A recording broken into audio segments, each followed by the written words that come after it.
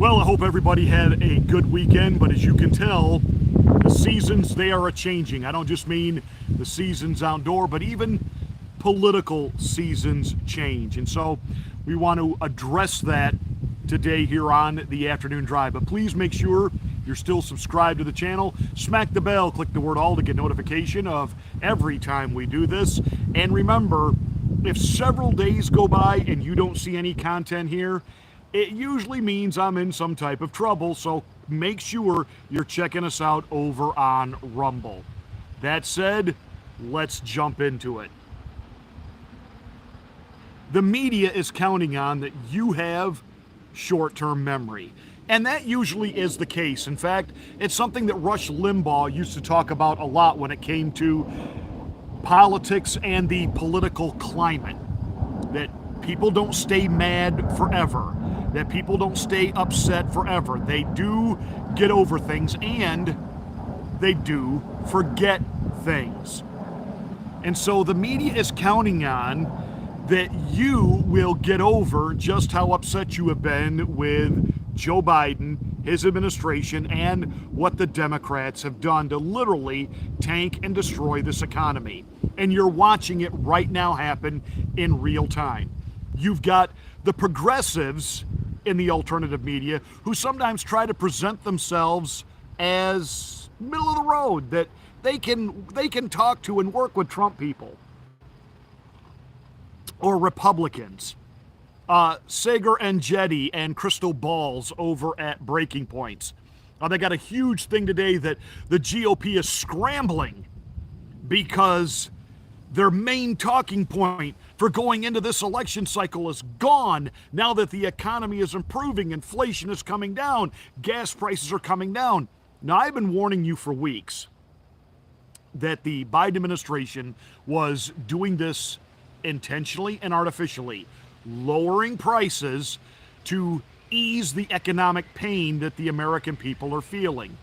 Ease the pain in the sense that as you head to those midterm elections, you will begin to give them credit for Build Back Better. Because remember, you were too stupid to realize that you should have been celebrating the great victories that Joe Biden was having about 3 weeks ago when Congress was passing everything. You know, the CHIP Act, which was basically a multi-billion-dollar giveaway to the tech industry, that they'll make computer chips here, which they would have been doing under President Trump without giving them billions of dollars, but rather what he was doing was taxing them and inflicting, if you will, a little bit of economic pain on them, making it much more to their financial well-being to do their manufacturing here. They were bringing back their manufacturing and their production from places like China, and they were doing it here. But once Beijing Biden got in there and he had to pay back China for all of the grift that was filtered through Hunter to the big guy Joe, well, then the tariffs went away, the trade restrictions went away, the trade deals went away, and everything was in favor of China. And we even gave up our strategic oil reserve to China. And now we're once again at the behest and the beholding of China. They manufacture about 95% of our pharmaceuticals that we need. That would be our medicine. And they manufacture just about all of our electronics and computer devices, etc., etc., etc. Despite the fact that it's the Silicon Valley in California which has the abundant natural resource for chip production, sand. But that's okay. It's all right. Hey, China's got this. We'll just wait on them when they're not having phony lockdowns in their own country, keeping people prisoner in their own country. And isn't it amazing? Because, they're going to get to COVID zero. Isn't it amazing, though, that all of these places where they have these really restrictive lockdowns and shutdowns, and they force everybody back in their homes and don't let them leave, and they drop food off at the door, and they're screaming out their windows in the middle of the night that they're starving and they're going stir crazy, but they're literally being kept in their homes as if they were prisons. Isn't it amazing? It's always in their manufacturing areas. In other words, cripple the manufacturing there so that it hurts economies like ours here. And it's all done on purpose. And the media wants you to forget all that. They want you to feel good. They want you to think that, hey, everything is back to normal, and we got that way because of Joe Biden. Everything was abnormal and out of control under Donald Trump. We had an out of control pandemic. We had supply chain issues. There was no money, and et cetera, et cetera. And now it's all good because of Joe. And the whole thing is phony. The whole thing is for show, and it will all go away the day after the election. That's what you have got to remember.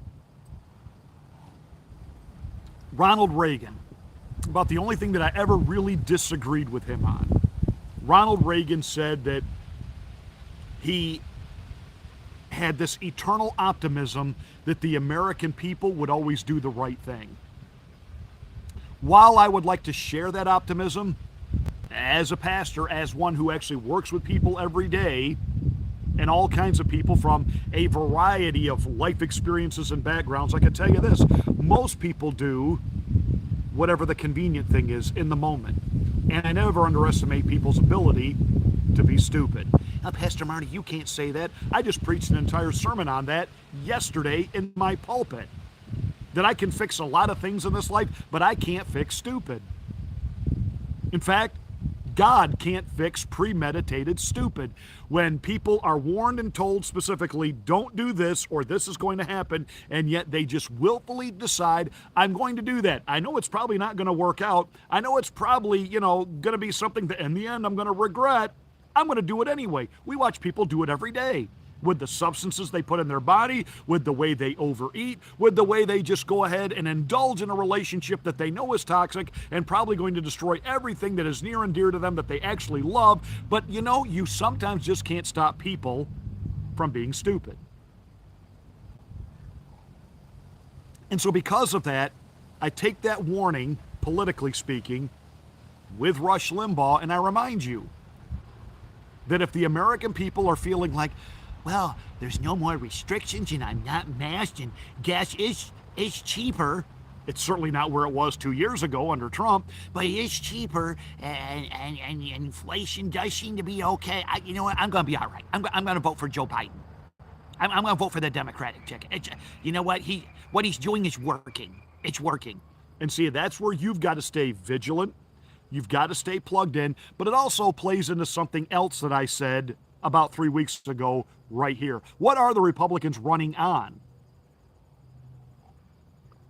I know what they're running against, but what are they running for? It's not just out there trashing Biden day and night on how he's destroyed the economy, and he has, and what's happening at the border, and now we've got, Governor Abbott busing migrants to blue states and blue cities, who, by the way, did you see that Mayor Lightweight over there in Chicago, who claims to be a sanctuary city, is now, as soon as those buses get to Chicago, she's sending them out to Republican suburbs. Boy, but I thought she loved these people. I thought Chicago was a sanctuary haven for the downtrodden. Give us your poor, your huddled masses. She don't want them either. Because at the end of the day, liberals are liars. Their hearts bleed for all of these causes, but they don't want to get their hands actually dirty. They don't want to actually deal with it. You know why Mad Maxine Waters and Nancy Botox Pelosi don't do anything about the homelessness problem in San Francisco? Because they don't live there. Oh, they maintain an address there. They maintain an office presence there, but they don't actually live there, so they don't have to deal with it. And because they don't have to deal with it, out of sight, out of mind, you deal with it. We're have to let these people live in tents on the streets and defecate on the sidewalk in front of your children as they're walking to school. That's the humane thing to do. Now, the humane thing to do is fix the problem. But they don't want to be bothered with fixing the problem. And while they take away your guns, while they defund your police, while they ridicule Donald Trump's wall, they move inside walled, gated communities with private security, and they don't have to deal with what you have to deal with. You understand how that works, right? You get that, right? You need to remind all of your Democratic friends that's how it's working. You've got to keep reminding people this is what they're up to. And it will get worse if they maintain the Senate, and it will get far worse if they can stem the red tsunami that's coming. But again, the Republicans have got to be running for something. In other words, don't just run against all these things. Tell us what you're going to do to fix it, what you're going to do to really fix the gas prices, what you're going to do to really fix the economy, etc., etc., etc. Because the media right now has decided they've got to go all in, even though they know there are serious problems with Joe Biden and this administration. They've got to go all in now on revisionist history. They are now just in straight to your face, lie through their teeth that you're not seeing what you're seeing. They've got to recast, re-envision, revive everything Joe Biden's been up to. All of a sudden, you're going to start hearing great news about Ukraine. Why? They just really put it to the Russians, and they're scoring big victories, and they're taking back all kinds of territory because America stood with Ukraine. It's all bullhawk. Russia and China have joined together. Their economies are now absolutely kicking the crud out of ours. That's reality. That's the truth. But you're not going to get that from the lying legacy corporate corrupt mainstream media because they cannot let the Trump candidates win. And that's really what this comes down to. If this was your typical midterm election cycle, the Democrats might even be, motivated to just kind of shrug it off and say, okay, it's just more career politicians, more status quo politicians coming in. They just happen to have an R by their name. But at the end of the day, we all play for the same team. We all play for the same thing. We all follow the same oligarchs. We all follow the same soft money. But because there's actually some Trumplicans running, well, we cannot let that man anywhere near the Oval Office. We cannot let his henchmen get into Congress and be there to help him if he were to get reelected. That's what's happening right now. But of course, you've got all this being spun. Trump's not popular anymore. He's done. The whole Mar-a-Lago. We've got the should there be a special master to oversee this? The Department of Justice is now appealing all of that, and you've got people in just freak out panic mode.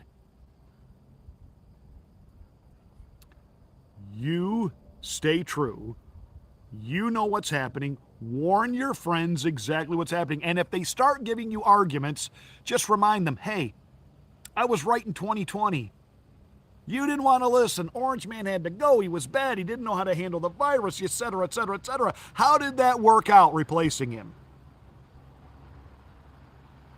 And then just tell them, I'm right this time too. Do not let these people stay in power. They have got to go.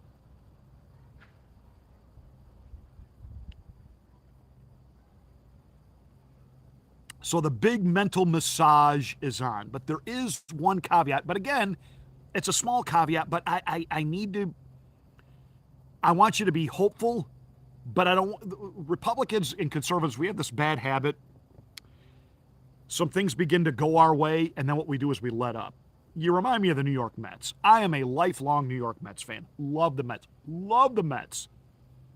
The Mets were in sole possession of first place for 140 plus days of the season. But the Mets have this bad habit. I see it in games, and I see it over the long term. They build a lead, and then they begin to relax. Especially if they're playing some lesser basement team. They get 4 or 5 runs up, and then you can just tell by their body language and the way they approach their at-bats and their play in the field, they begin to we got this. This is a last-place team, and before they know it, they're behind in the game, and they've ended up losing in the past few days to a couple of basement last-place teams going nowhere. And the Atlanta Braves caught them and went past them. Then they kicked it into gear, and they've now got a 1.5 game lead over the Atlanta Braves, and they're in possession of first place again. But they have this bad habit when they get a little bit of a lead of not knowing how to maintain it and build it and keep building it. they kind of let off the gas. And we as conservatives do the same thing. We score some political victories. We realize the American people, they're finally getting it on Rona, and then we back off. They're finally getting it about mandates, and then we back off. They're getting it about the economy, we back off. Don't back off. Don't back up. We've got to keep the pressure on. But something happened last week that really, really, really hurt Joe Biden, and that was his big speech.